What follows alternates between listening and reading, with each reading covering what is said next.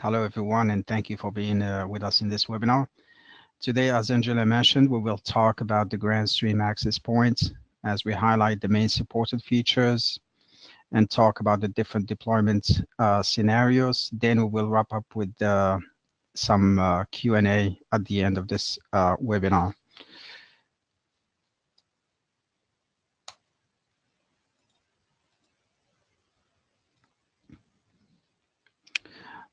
So first, I will briefly go through the GWN access points manufactured and supported by Grandstream Networks. We start with the indoor access points, GWN 7610, which is dual band and supports up to 200 Wi-Fi clients. It has a coverage range of up to 175 meters, which can vary based on the environment in which the AP is deployed. And when used as the controller, it can manage up to 50 slave APs. The second indoor model is the GWN 7600, which is a mid-tier 802.11ac Wave 2 Wi-Fi access point. It supports up to 1.27 gigabits per second, over 450 concurrent Wi-Fi clients, and up to 165 meter coverage range. This model uses the 2x2 multi-user MIMO technology. And for the outdoor access points, we have the GWN 7600LR, which is a powerful long-range Wi-Fi access point featuring weatherproof casing and heat-resistant technology.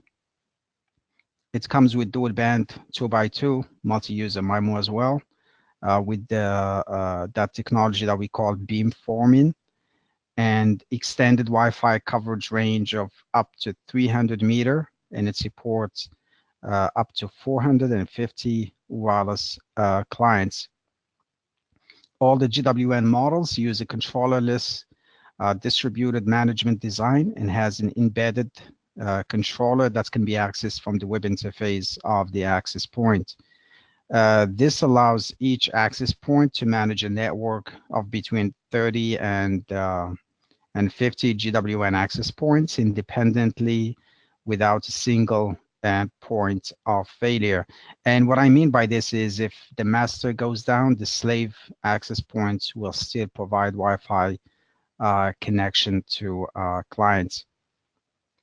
The three models support advanced QoS, fast transition standards that I'm going to be talking about later, and brace the legacy and new Wi-Fi standards 802.11a, b, g, n, and ac. Also, it is worth mentioning that each access point, regardless of the model, can be configured with up to 16 SSIDs, which gives you more flexibility in terms of the management of the wireless groups in your network. As I mentioned earlier, all the models come with a built-in controller to simplify the management of access points. There are many things that you can do from the controller web user interface. You can discover APs, provision and upgrade them. You can also assign and manage SSIDs and VLANs, as well as manage bandwidth. Also, to avoid a single point of failure in your network, you have the option to configure slave access point as a failover master. So this slave AP will be replacing the master in its functions in case the master goes down or something happens to it. And it will promote itself as a failover master within a time frame of 20 to 30 seconds by entering the failover mode. And after that, if the master access point comes back, the failover master will automatically go back to slave mode. So talking about the deployment scenarios using the GWN access points.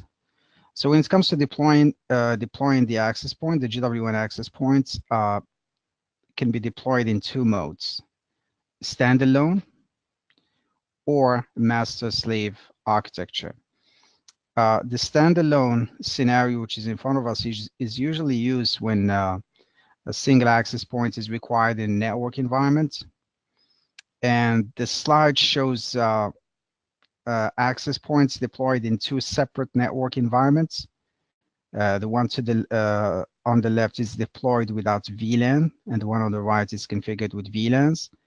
And as you should know, the GWN access point allows you to create up to 16 SSIDs. And when you configure those SSIDs, the GWN gives you the option to assign all SSIDs to the same network group or VLAN, as you can see in the example on the left, or you can assign each SSID to a specific VLAN in case you would like to divide your network into different segments like voice VLAN, data VLAN, or add another VLAN for guests. And as a rule of thumb, always configure the switch port linked to the access point. I mean, the port that is coming from the switch to the access point, always configure it in the trunk mode, especially when using VLANs. Otherwise, you're going to have connectivity issues for the wireless clients. Also, you have to configure the inter-VLAN routing on the router, especially when using VLANs. For just an example for you, when you configure the router with inter-VLAN routing, you can, for example, configure it to prevent VLAN 20, which is a guest VLAN, to talk to VLAN 50, which is a data VLAN, where you have all your network resources. So that wireless clients connected to the guest VLAN will not have access to the data infrastructure as well as the network resources. Most of the time, more than one AP is required to expand the coverage area or accommodate more wireless clients. And for such deployment scenario, the master-slave architecture is always recommended because it makes it easy and simple to manage the access points from one interface. Basically, this is how it works. You would choose one of the access points to become the master, and therefore it will act as the controller. And the master usually is the first access point that you connect to. So for example, if you have GWN76LR and you want to use it as a controller, just make sure that it is the first access point that you use for the web access interface. And then you can use the you can also use the Grandstream gigabit router GWN7000 as the controller of your access points, as shown in the example in this slide. So after you use the controller web interface of the master to discover the APs and pair them, then you can start provisioning them. And I will explain how to discover the APs and link them during the live demo using the GWN Cloud web interface. So just going back to the example that we have in front of us, we have two types of configuration again, one without VLAN and one with VLAN. From the controller web interface, you can configure one or more access points in the same network group using the same SSID or multiple SSID. This is illustrated in the example on the left where the three APs are in the same network group. However, each access point is assigned a different SSID. For the network environment on the right, we have three access points assigned to three separate VLANs where each one is assigned a specific SSID.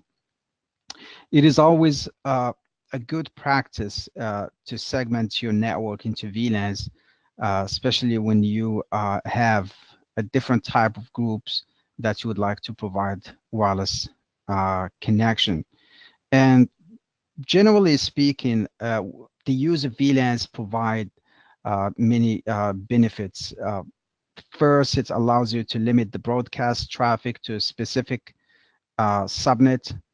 And sometimes you have applications that use broadcast and multicast to communicate between the devices, and you don't want like devices that are not part of your network, and those devices, when they connect to the guest network, you don't want them to receive that type of broadcasts or traffic.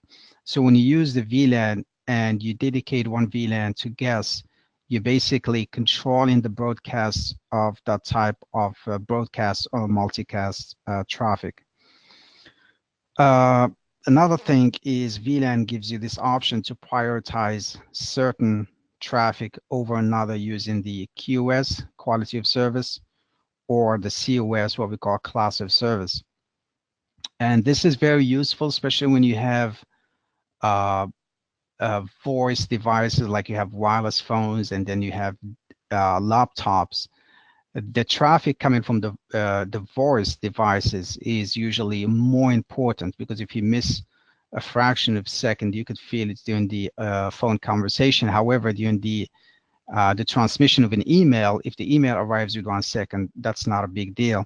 So when you use VLAN, you can actually prioritize the traffic that comes from the voice devices over data devices. And this is something that you need to configure on the switch, and on the access point, you can just configure it with VLANs, something that I'm going to show you in the live demo.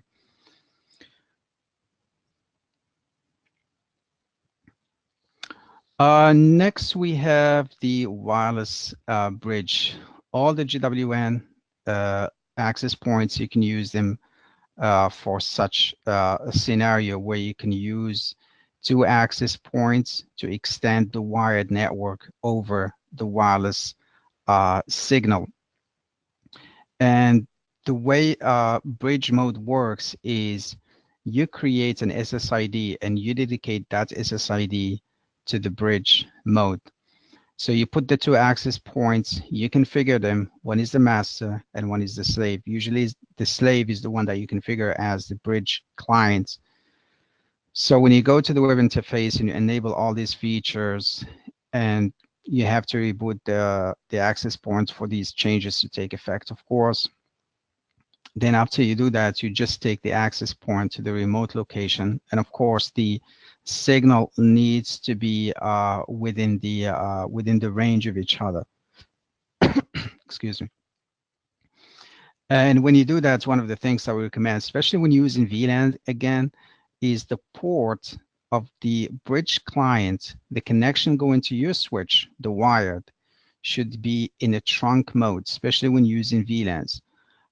Because when you use VLANs and you connect devices, it's not going to work without assigning a VLAN tag. You can connect, for example, an IP phone to the access point directly, but you have to specify the VLAN tag on the IP phone. The most common scenario is that you would like to extend it so you can provide wired connection to multiple devices. So for such a scenario, you will need to configure the trunk connected to the access point as trunk mode, and then the other ports connected to the endpoints as access points, and then you can specify the VLAN tag on the access point. Starting from firmware version 1.0.5.x, I believe, the GWN access points now support the mesh network. And basically, wireless mesh network is usually adopted as an extension of the wired network when running cables is not available. It is also used to expand the wireless coverage for a certain area. And despite the benefits of wired network like security, stable bandwidth, and no interference with the wired, a wireless mesh network can often work as, I would say, an effective complement of wired network. And some of the benefits associated with wireless mesh network are easy and rapid deployment, and without adding high construction costs. It can work as a network redundancy to improve the network reliability in case something goes wrong with the wires. It is easy to expand the wireless coverage dynamically by just adding another access point to the mesh network. And in some scenarios, mesh network is the only option to extend the network availability. For example, just this week, I had a case with a customer who wants to deploy access point in his farm where there are no cables. There is a power connection, but there is no internet, no Ethernet connection going to these places. So for his case, he used the mesh network so he can provide wireless connection for his farm. And when adopting wireless mesh network, there are three modes that you can use. Each mode has its advantage and specifications about the environment where it is more preferable than the other modes. And while taking into consideration more parameters such as radio conditions, capacity, and bandwidth utilization, mesh network topology focuses more in ensuring large coverage rather than capacity. Another thing that should be taken into consideration when using mesh network is that the wireless performance decreases inversely with the number of hops that you add to the mesh network. And in other words, always the last RE or the last access point in the chain will have the weakest performance. That is why it is usually recommended not to exceed 3 hops, especially in the chain mode. So the first mode from the right is the star mode. This one is usually used for hotspot coverage where the REs are directly connected to the CAP. Basically, the CAP stands for central access points, and that's the one that you connect with the wire to your network infrastructure. And the REs are the range extenders, which are the one that connects to the CAP wirelessly without using any Ethernet connection. And for the star mode, we usually recommend using no more than 4 REs connected to the CAP. There's also the chain mode where the REs are connected to the CAP in a chain mode. This mode is applicable to networks requiring long transmission distances to cover more far ground where Ethernet wired connection is not available. And last, we have the hierarchical star mode, which is composed of multiple levels of star structure connected vertically. In general, the closer a node to the CAP, the better performance, as I mentioned earlier.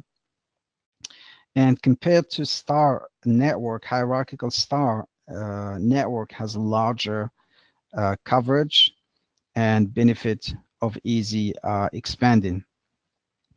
When using the hierarchical mode, we do not recommend more than 2 RE branches. In other words, we do not recommend more than 2 hops from the main, from the CAP or the central access point. In terms of application features supported by the GWN, there is a band steering.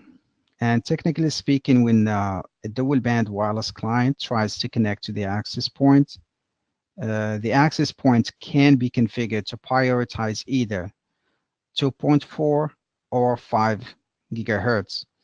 Or you can just tell the access point to load balance between the two bands. And though many wireless administrators would usually choose to prioritize 5 gigahertz, I think it's important to understand the conditions under which band steering should be configured, and also understand how it should be configured so that you can enhance the wireless experience of your users. And first, we need to understand the differences between the 5 gigahertz and 2.4 gigahertz and what each one of them offers. In generally speaking, like in a wireless signal, the higher the frequency, the shorter the distance it travels. And that is why 2.4 gigahertz provides better wireless coverage range compared to 5 gigahertz. In other words, 5 gigahertz signal will not travel as far as the signal transmitted on 2.4 gigahertz. And on the other hand, higher frequencies like 5 gigahertz allow faster transmission of data, also known as the throughput. And therefore, the 5 gigahertz with its higher bandwidth will provide a much faster data transmission than 2.4 gigahertz. And also 5 gigahertz band tends to be better for Wi-Fi performance because it is less susceptible to interference from both neighboring access points and other sources like microwaves and Bluetooth. So in case you have a wireless device, like a wireless IP phone, and you would like to connect it to a Bluetooth headset, it is usually recommended to connect the wireless device or the wireless IP phone on the 5 gigahertz instead of 2.4 gigahertz, because 2.4 is more susceptible to interference from Bluetooth signal. Also, in a dense wireless environment where there are multiple wireless clients, it is always recommended to go with the 5 gigahertz because it has more and wider channels available, which prevents interference, like keeping the transmission speed rate also high. So now that you understand the benefits of each band, you can decide which one to prioritize using the band steering feature. And as you can see, there are 3 options to either prioritize each band or you can balance them. Excuse me. So just to give you an example, if wireless coverage, for example, is an issue, you want to go with 2.4 gigahertz. However, if the wireless network is crowded and you have so many wireless clients, you definitely want to go with the 5 gigahertz. And the next application feature is called client isolation, which allows you to control the communication between the wireless clients and the resources in your network.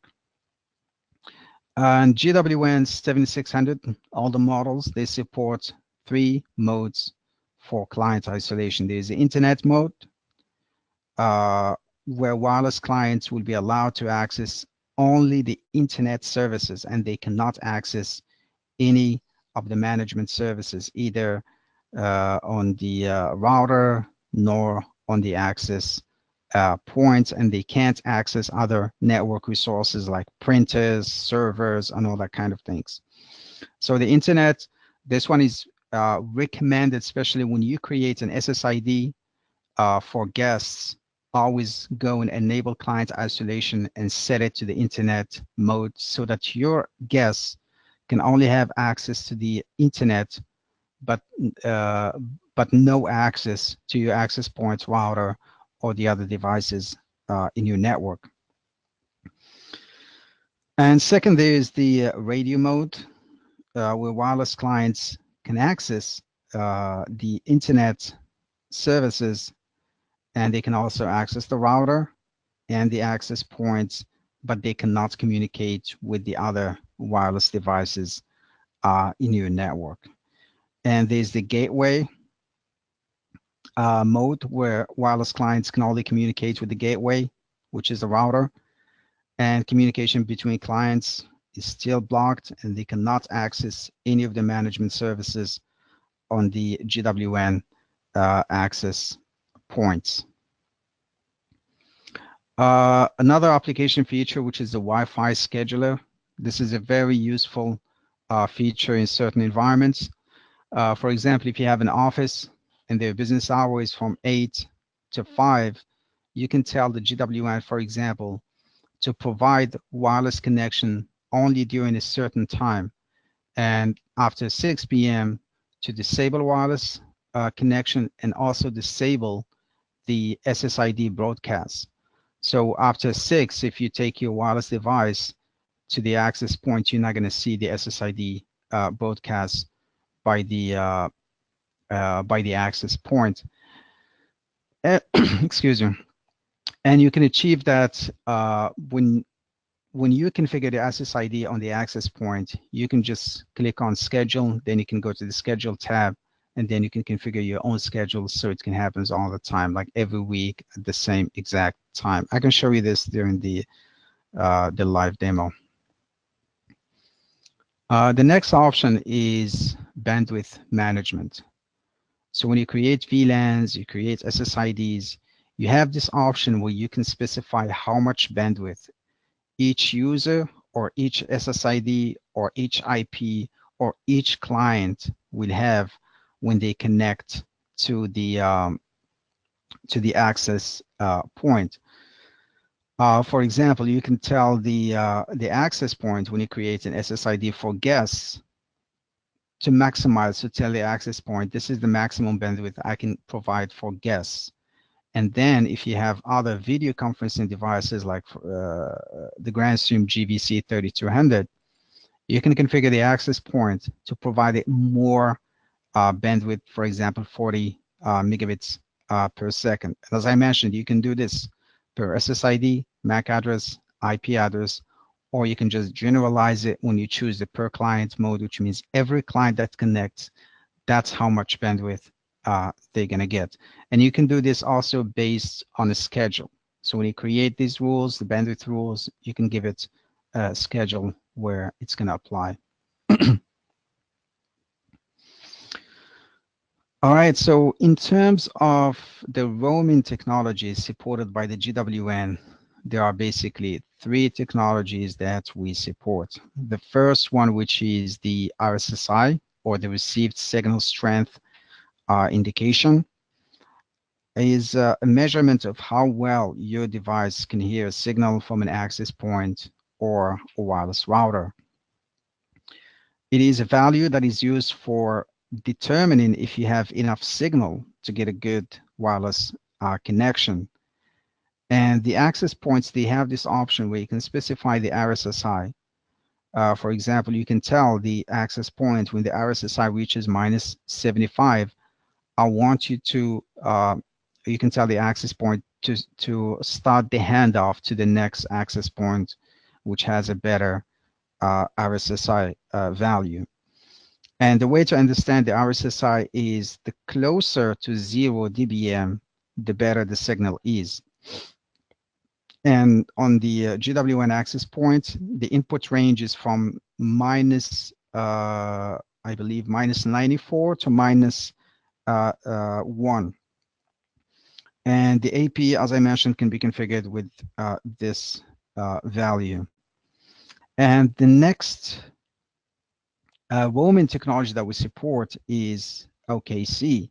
So when using the 802.1x for authentication from a radius server, for example, like the way they do it in hotels, the GWN APs have a built-in OKC, which stands for opportunistic key caching, which allows the sync of authentication keys between the APs when the wireless client is moving from one AP to the other.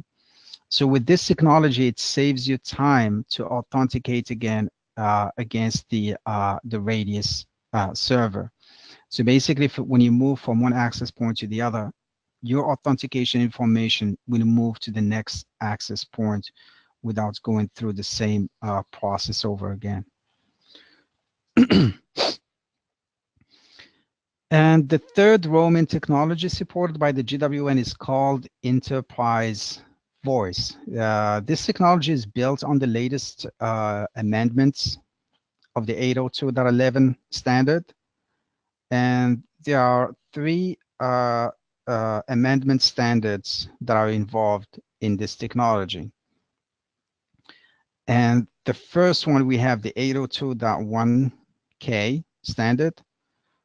This one provides information the wireless client to the wireless client to discover the best available AP in the network to improve the way traffic is distributed within a wireless network.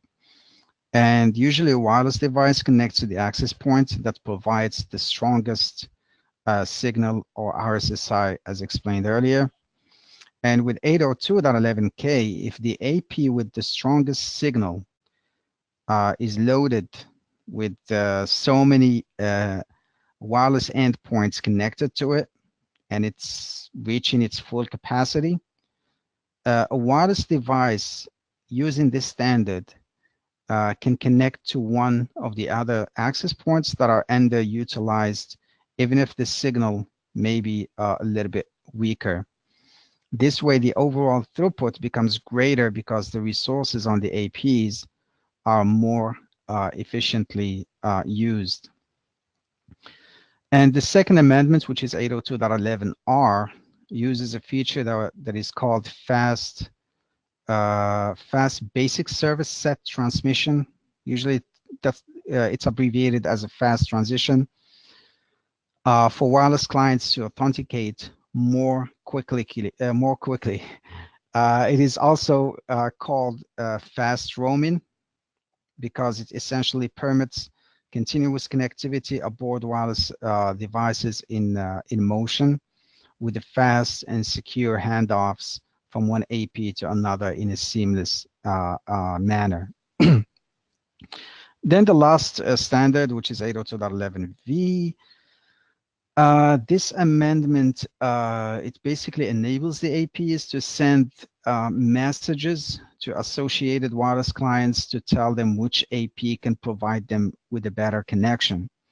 And this is useful for both load balancing and in redirecting poorly connected clients to a better access point that can provide a better connection.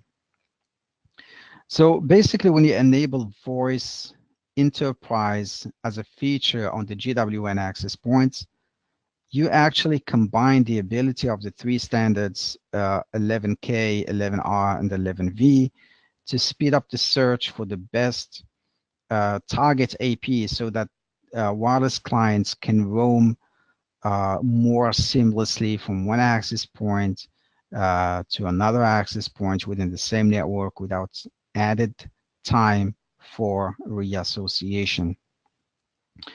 And some vendors, they promote the access points as zero handoff. Well, you need to know that voice enterprise feature provides fast roaming, which is way better and more efficient than zero handoff. So we're talking about two things: zero handoff and fast roaming. Fast roaming, when you see feature fast roaming, that means it's better than zero handoff.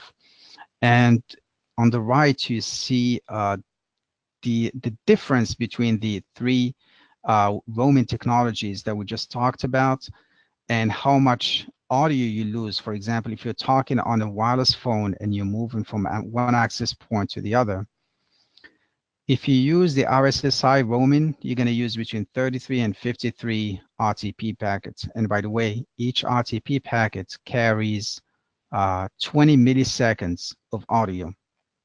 If you use the PMK caching or the OKC, you basically lose between 9 to 14 RTP packets.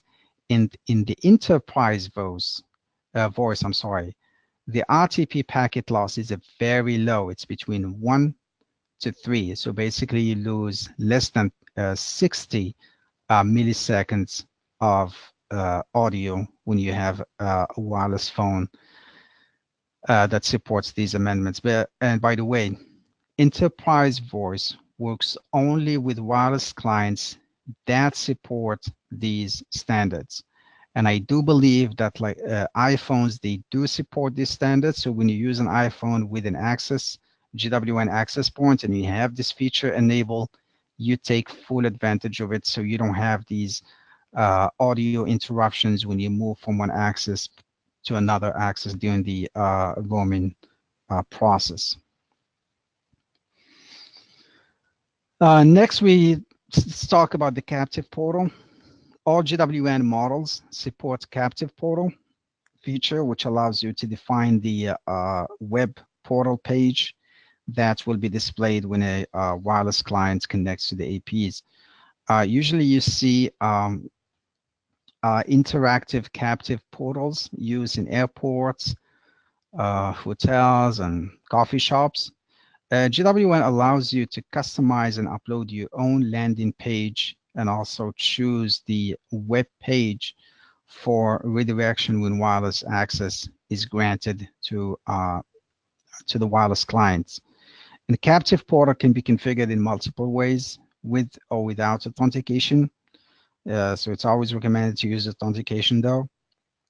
And as an example, you can configure GWN to provide wireless connection without authentication, but you can use the captive portal to display a legal disclaimer that users have to interact with.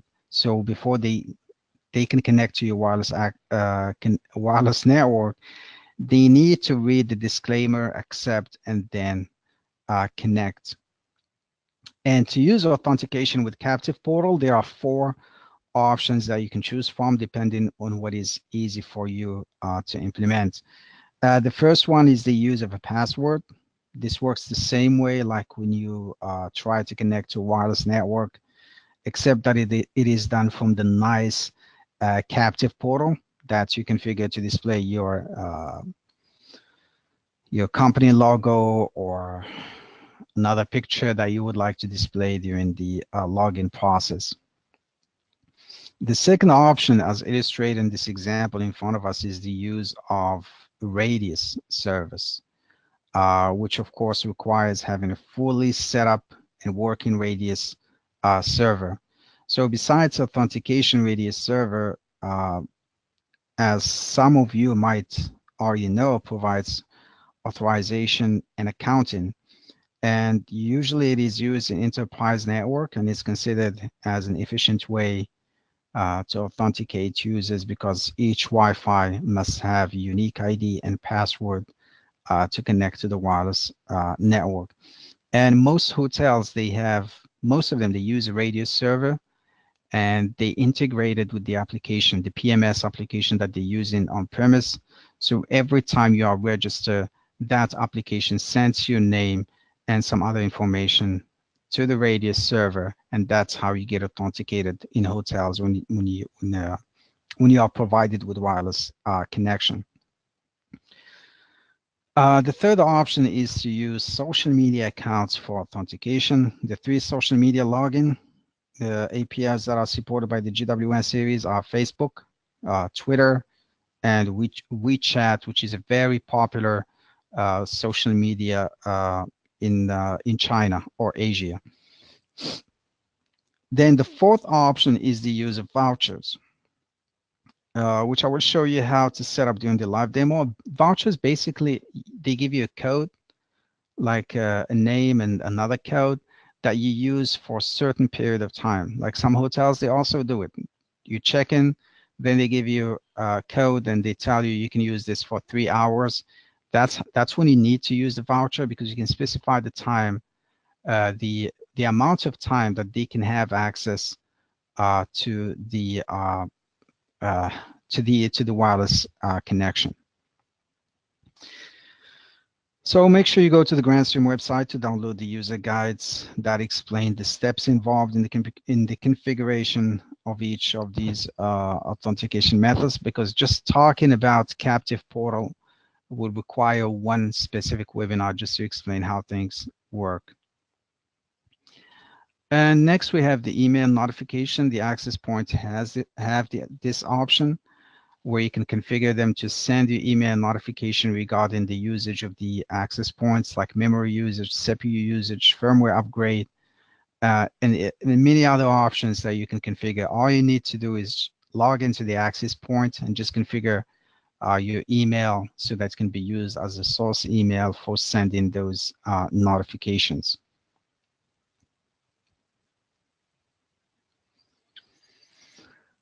GWN Cloud. So this is our cloud service that allows you to manage the access points from one interface and from the cloud.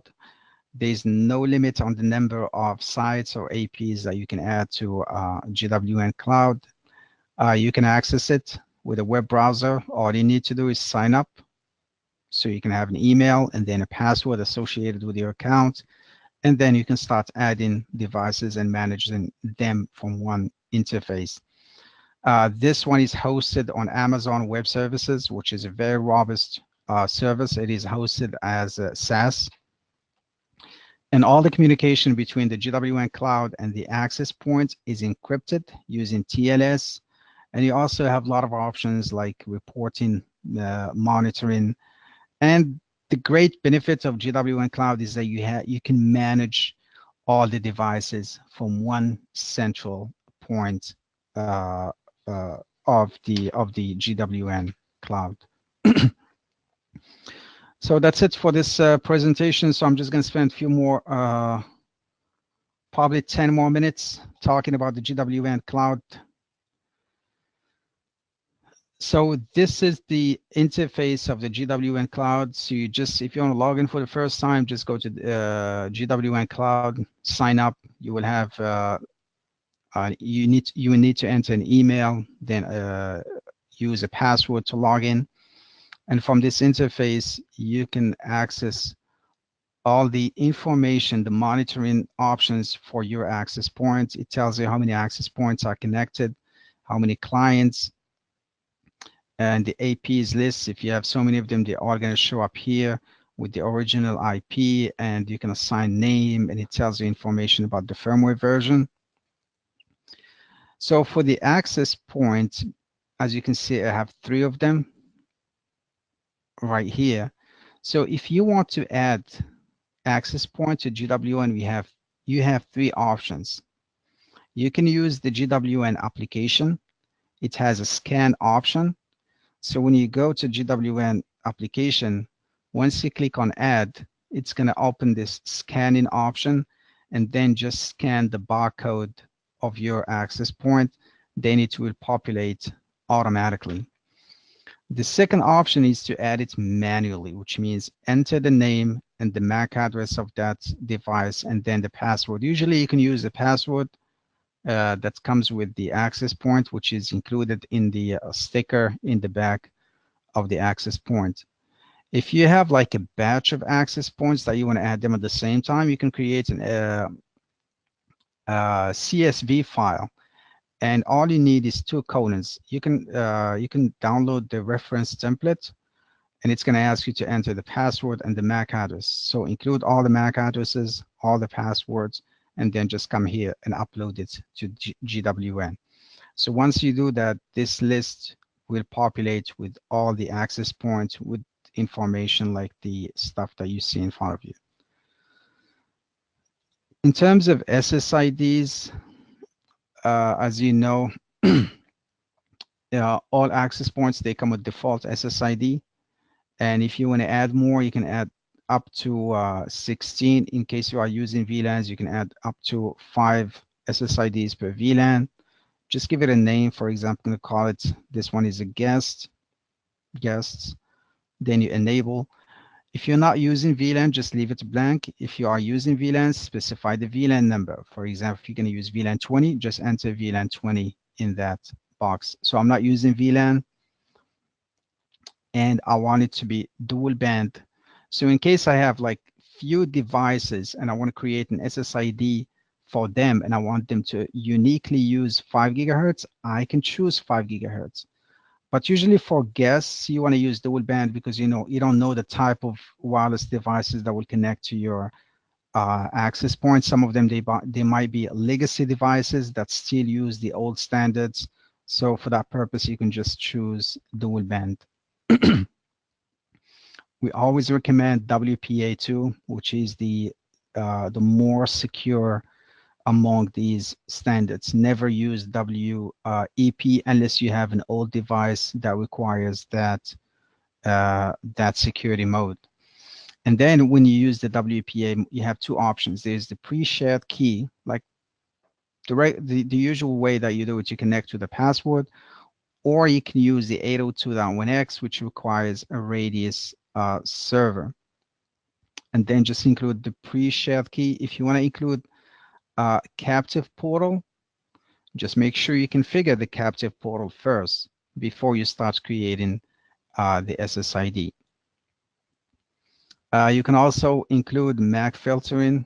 You can whitelist or blacklist. So if you only have 5 devices that need to connect to this SSID, you can whitelist them.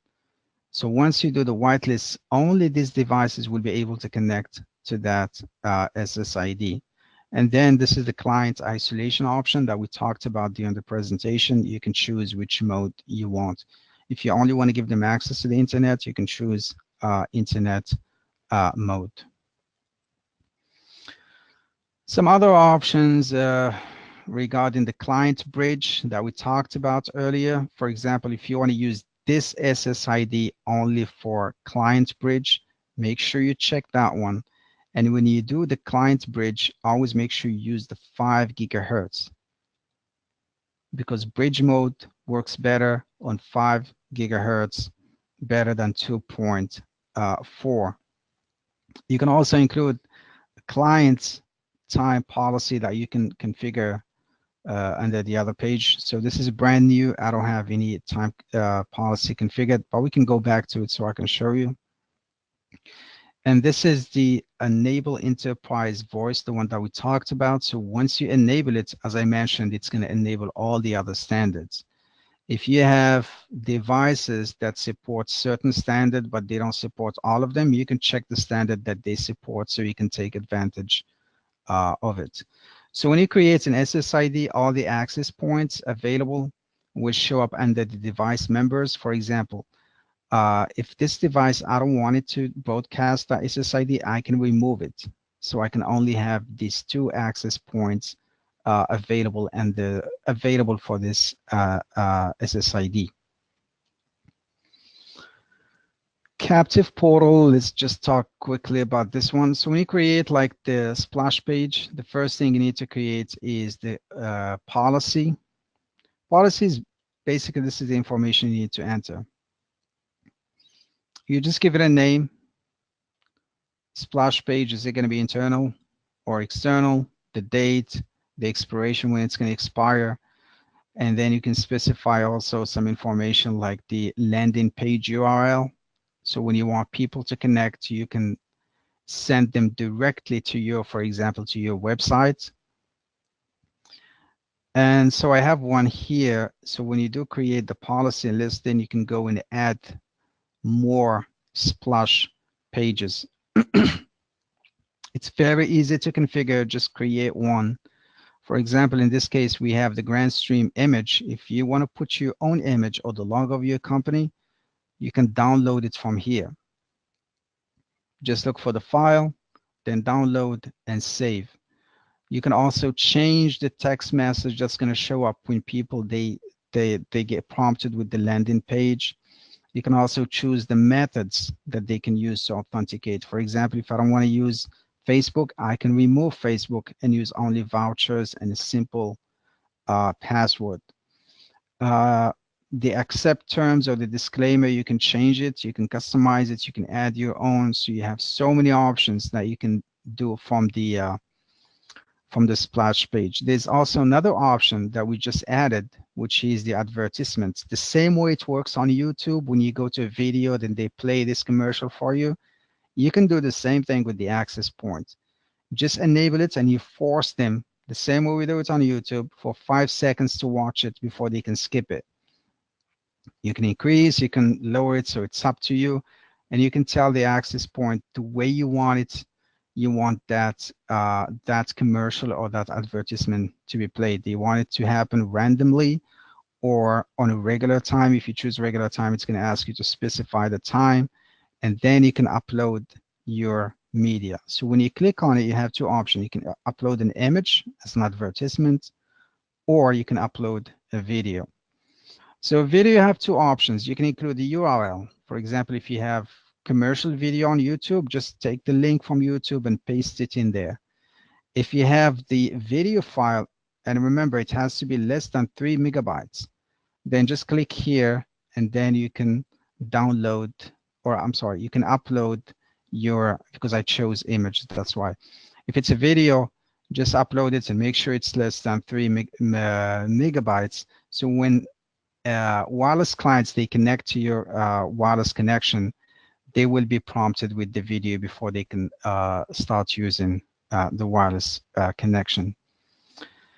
It looks like I'm running out of time, so I just want to leave some time for this webinar for your questions. If you guys have any questions, please feel free to submit them in the Q&A section, and Angela will help ask your questions so we can give you the answers.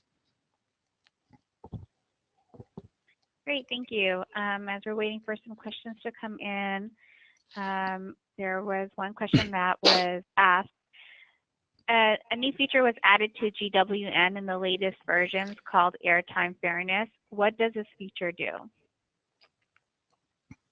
Basically, Airtime Fairness provides equal amount of airtime instead of equal number of frames to every wireless client, regardless of the required data rate. This is the default behavior. But when you enable the Airtime Fairness, this will allow devices with a faster, NIC connection to get more bandwidth than slower devices that are, slow in terms of processing the traffic. Great, thank you. What is the maximum number of RES that can be connected to the cap in a chain mode? As I mentioned earlier, you can have up to 3 hops in a chain mode. In other words, you can have up to 3 range extenders in a chain mode in a mesh network. Awesome, thank you. Is there an option from GWN Cloud that can help find the exam AP?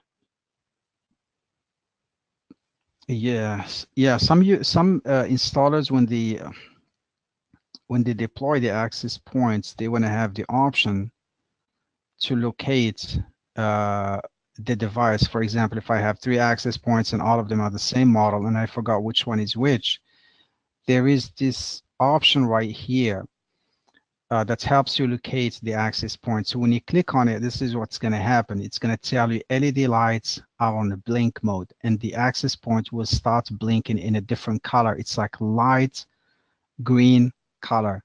So when you do that, the access point will start blinking. This will help you locate the access point in your network. Great, thank you. I don't see any other questions that are coming through. And, oh, actually, I think one just snuck by. They're asking, does GWN work with Sonos wireless controllers? No. All the Grandstream access points, they work with the Grandstream controller. They can't work with a third-party controller. Okay, thank you. Well, that's all the time that we do have. So I appreciate everyone that was on the webinar today. And if there's any last few words that you wanted to say, Abdel, please do so now. Yeah, well, thanks again, everyone, for being here with us. If you have any questions, feel free to submit them to Angela, and I can get back to you with any information needed. Perfect. And like I said earlier, that this webinar was recorded, so we'll be also sending this out to you guys. Thank you, everyone, and have a great day. Thank you.